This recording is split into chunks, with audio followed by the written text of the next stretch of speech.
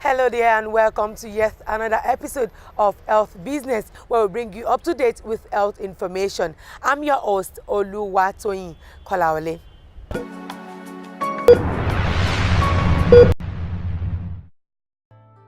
Prominent Nigerians and stakeholders in the health industry have unanimously charged the newly inaugurated Nigeria Academy of Pharmacy (NAPFAM) to do more in its responsibility of bridging the gap between pharmacy and the scientific basis of medicine, especially herbal medicine. The expert made the call at the official inauguration of NAPFAM held at the Sheraton Hotels and Towers during the induction of 6 distinguished pharmacists as fellows of the academy. Expressing his enthusiasm, the president of the academy, Julius Adeluyi, noted that the new fellows have increased the membership strength of NAPFAM to 82 fellows.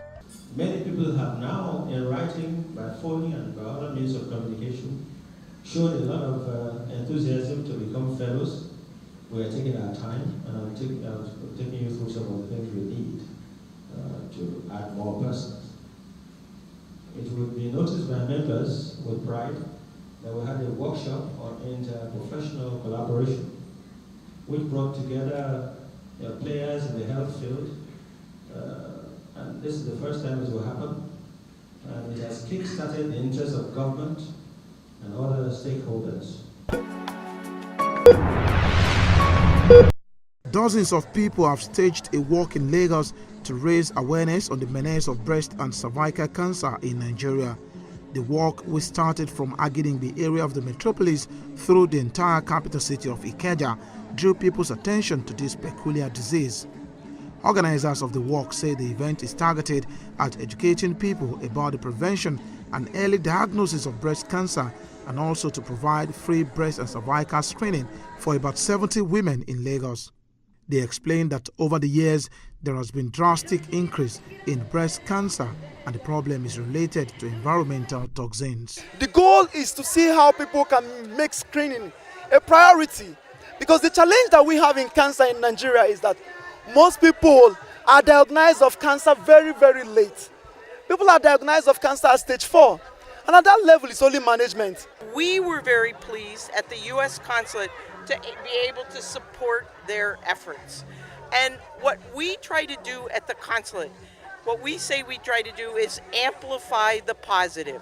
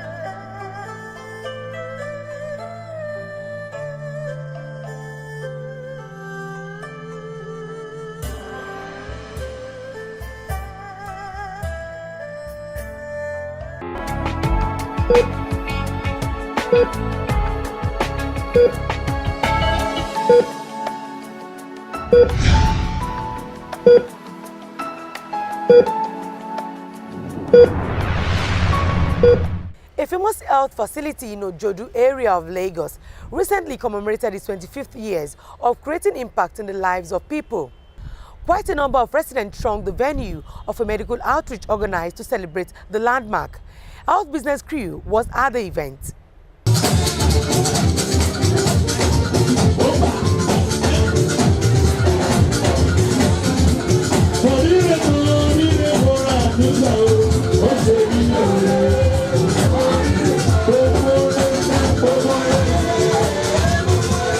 The idea of community health practice, which dated back to several years, focuses on the maintenance, protection and improvement of the health status of population groups and communities as opposed to the health of individual patients.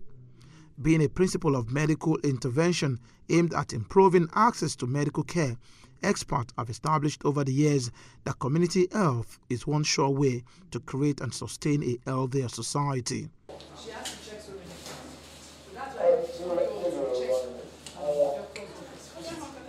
This year marks exactly 25 years since a certain medical expert took a decision that have left many lives better than they were. In the year 1992, after observing the rigors which residents of Ojodu, a small community in the then outskirts of Lagos, were going through in assessing medical services, Dr. Ayola Shanu started what has come to be a reference point in community health care delivery in the area and beyond. 25 years down the lane, the institution he started, Solid Rock Hospital, did not just roll out the drums to celebrate, it extended free medical services to people in the area and beyond. It's a very good outreach to assist others that cannot actually afford medical facilities. You know, people have been longing for such facilities. For Solid Rock to have done this for them, I think it's really worth it.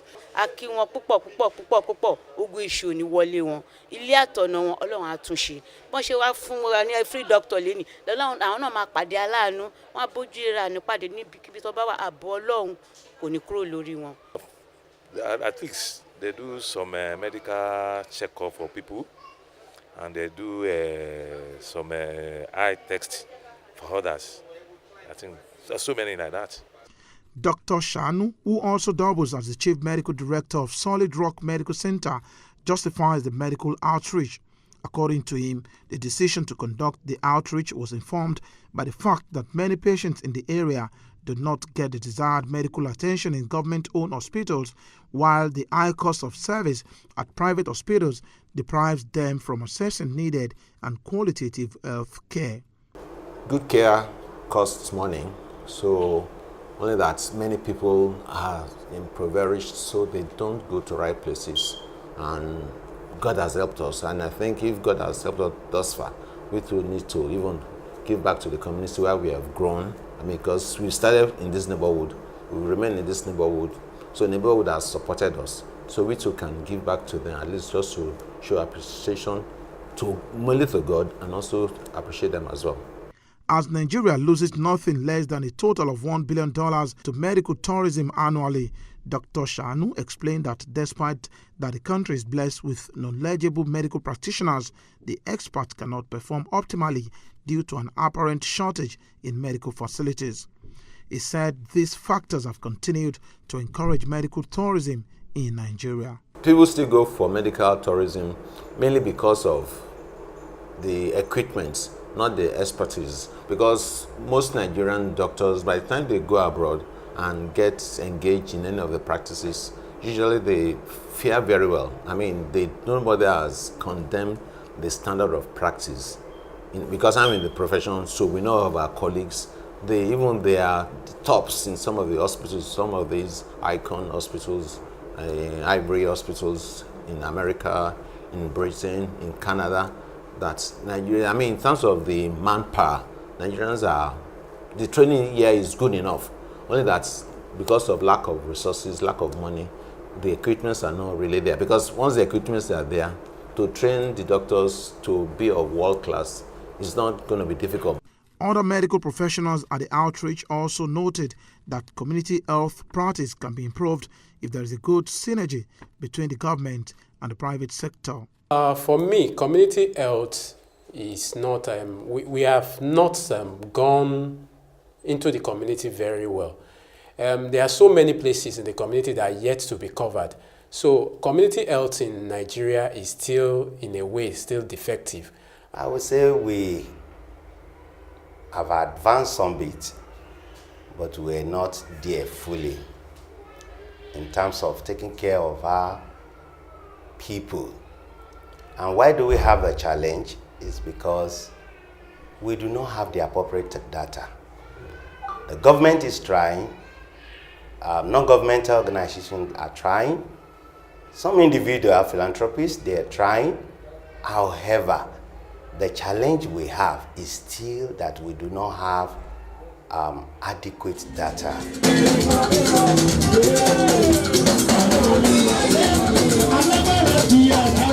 As Solid Rock Hospital commemorates its 25th anniversary, people who have benefited from its rich service delivery over the years can only wish for a more rewarding future.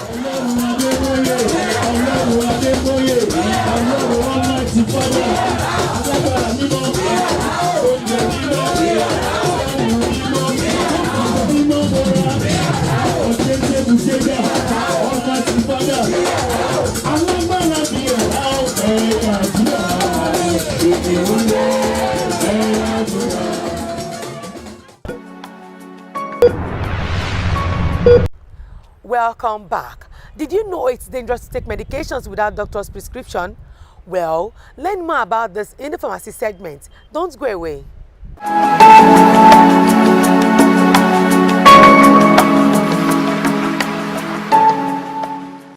In the month of November, pharmacists from all over the country and beyond gather in the chosen states for their annual national conference. This year, the chosen state is Abia State. From Monday 6th to Saturday 11th November 2017 at the Multipurpose International Conference Center, Umuahia. And the very apt theme of this year's conference is Medicines, Availability and National Security. The keynote address will be delivered by Dr. Andrew Nevin, Chief Economist, Price Waterhouse Coopers, an erudite scholar with vast experience in international business development and policy formulation. The conference theme will be discussed under three broad perspectives: regulatory, social enterprise, and business. The conference promises to be a combination of learning, relaxation, business, and networking with various segments including the star-studded opening ceremony, plenary sessions, exhibition, excursion, and poster presentations. The conference will showcase the rich culture of Abia State, including the War Museum, Azumiri Blue River, and the Ngodo Caves. The event will be capped off with colorful closing banquets. The PSN President Pharmacist Ahmed Yakasai and Governor of Abia State, Dr. Okezie Ikpeazu, look forward to receiving you. Drug addiction has reached epidemic levels across the globe, with approximately 247 million drug users worldwide, while the ratio in Nigeria has remained quite alarming. The use of tranquilizers, sedatives, animal faces, and cough syrup, among others, are very popular forms of drug abuse in Nigeria. Different studies have shown that adolescents are the major culprits of drug abuse. But what exactly is drug abuse? Is drug abuse same as drug misuse? Pharmacist Iyola Bolagade, who is also the National Secretary of the Pharmaceutical Society of Nigeria, provides an answer. Oftentimes we interchange the two terms, drug abuse, drug misuse, but they are different. For some time, some people can say that it's just mere terms, semantics, but they are really different. Drug misuse. When you are talking about drug misuse, you are referring to a situation whereby somebody had obtained prescription from the hospital, he has seen doctor, and he has been given direction on how to use the medicine. And you now find out that the person is not really adhering to how he or she is expected to take it. But when you are referring to drug abuse is a situation whereby somebody go for a drug that is not recommended for the purpose of getting high. So you can see that there's a bit of difference between the two. Why is drug abuse still rampant among youth in Nigeria? Number one, the first reason I would say is because there is no restriction to access to drugs in Nigeria. Drugs are, products that are supposed to have limited access. And because of that, drug is available. Those drugs that people are supposed to get on prescription are available for them anytime they walk to a drugstore, whether it's an approved one or an unapproved one. So that's number one reason. The second reason is because of this unrestricted access. When people take some drugs and they have seen that they get some feelings from it, especially when we are talking about abuse, they get a form of euphoria, they get high. So the tendency is there that they will always go for it again. Like it's obtainable in codeine containing cough syrup, which is highly abused in our society as of the present. Iyola explains that it is important for key players in the health sector to create awareness for Nigerians on the dangers of drug misuse. The National Drug Distribution Guideline need to be implemented. If it's implemented and our chaotic drug distribution system is brought to a halt, there's every possibility that the access will be limited. When we don't see situation whereby we see people hawking drugs around again, the codeine, the tramadol that people tend to abuse are not really available for them, then we can say that we can stop it.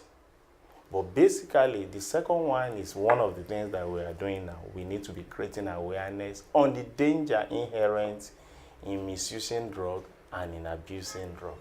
But mind you, it's not only drug substances alone that are being abused. Because most times when people want to feel high, you see them. We've seen situations whereby gum, the ephostic gum that they used to, that is very common for shoemakers to use. They used to sniff it, sniff the fumes from it, sniff fumes of petrol, and even the fumes that comes from lavatory. So they are also substances that people use to. Even if drugs are not available, all those things can still be abused by those who are used to abusing. Iyola advises that Nigerians should know that self-medication with over-the-counter drugs is drug abuse, and it is very dangerous as it can lead to complicated health issues and even death. Next on our lineup is Understanding Infertility with Dr. Abayomi Ajayi.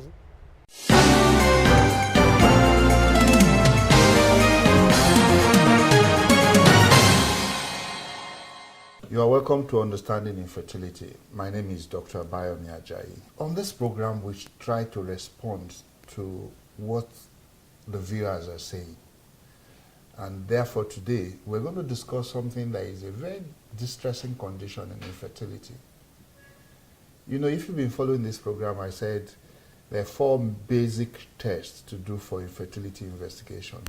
The semen analysis, the scan, the ovarian assay, and the HSG to look at whether the tubes are open or not. Now, when you do these 4 tests, in about 85 to 90% of the time, you are able to tell what is wrong with the couple, why they are not able to get pregnant. But in about 10 to 15% in this environment, you do not have a reason why the couple is not pregnant. And this is what we call unexplained infertility. Now, this is a very distressing condition and sometimes leads to guilt. And sometimes it makes people to go from one doctor to another trying to explain why are we not pregnant. Well, I'm glad to say a lot of studies have been done worldwide on this subject. And now we know that there's some things that our test, the normal test, will not pick up, and that are responsible for unexplained infertility. The first one is what we call DNA damage in the sperm. And this is also caused to question what we said initially about treating unexplained infertility. Because if you're treating unexplained infertility with intrauterine insemination and it's DNA damage, you are not likely to get a pregnancy, no matter how good the sperm looks like. So this is like doctors need to update themselves on this. That sometimes when you have unexplained infertility, the reason why you're unable to achieve a pregnancy with intrauterine insemination is because you have DNA damage in the sperm that you're using. So, but there are tests available for us to do, to be able to test to see whether there is DNA fragmentation, and there are also treatment to do that can be done. The second reason is age, the age of the woman.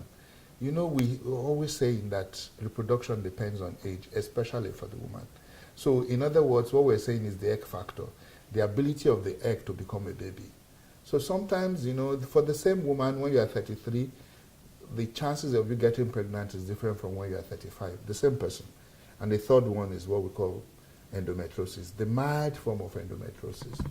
So in such a case, a laparoscopy might be needed in order for you to see whether there is mild endometriosis. But the joy is that sometimes what we do is that when you've been trying for quite a while and you are unable to achieve pregnancy, whether we know why or not, we know that you need treatment. And therefore, that's the old teaching was that, and which still makes sense, to do 3 cycles of intrauterine insemination, depending on the age of the woman in this case. If she's above 37, you're not going to be trying to do intrauterine insemination. You're going to go straight for IVF. Now, there are 5 main processes involved in IVF. The first is that we must give drugs, what we call superovulation, so that the woman produces more than the normal 1 egg she would normally produce on her own. But we just don't leave women alone when they are on drugs. We must monitor to see the number of eggs, to see that they are growing the way we want them to grow. So we do serial ultrasound on them. And also in America, for example, they also do blood tests. Then after, when we see that the follicles have reached the stage we want them to do, we bring them out in what we call OPU, oocyte pickup. But this is not a surgery. It's done in the theater, but we don't cut you open. It's done through a scan, and then we can, I described this in a previous episode, and then we can bring out the eggs from the follicles. And once we've grown them in the laboratory to either a day 2 or a day 3 or day 5, then we transfer back. Now, this transfer procedure is a very important one. No matter what work we have done, if the transfer is not smooth, then it's like no work done. And that's where the experience of your doctor really comes in. How many cycles have they done? You know, the other ones maybe in the lab, whether the eggs, the embryos grow properly or not, is also dependent on the lab. And then after we have done the transfer, then what is just left is for us to give you drugs and see that after 2 weeks you come and do your pregnancy test. So you see, you agree with me that the process of IVF is very simple.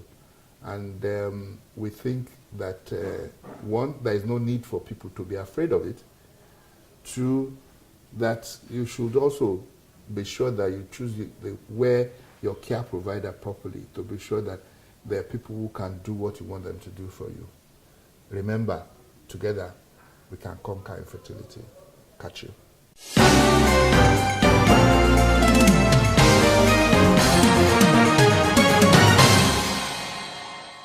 Glad to know you are still watching Health Business, and this is Dr. Explain This, a question and answer segment under Understanding Infertility. And we have Dr. Abayomi Ajayi to answer all our questions. You're welcome, Dr. Ajayi.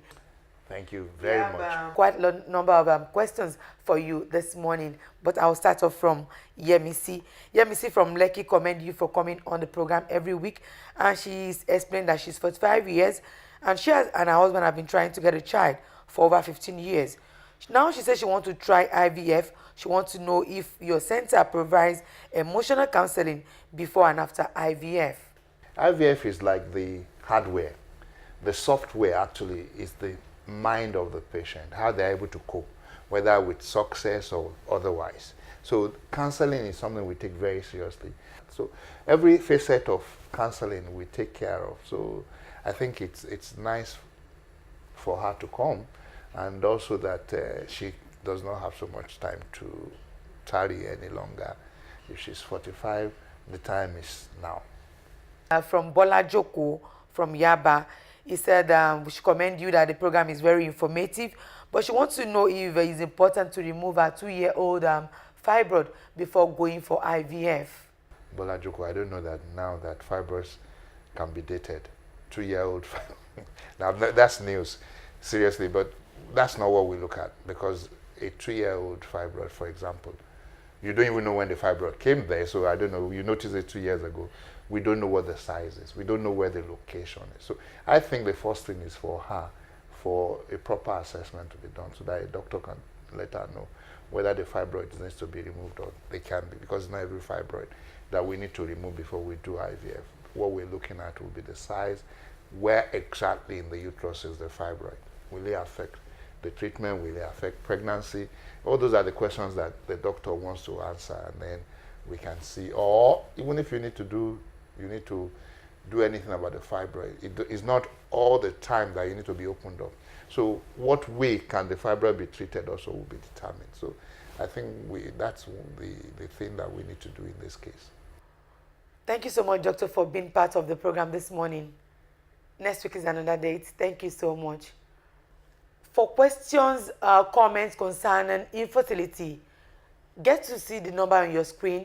Call us, send email. All your questions will be answered by our experts.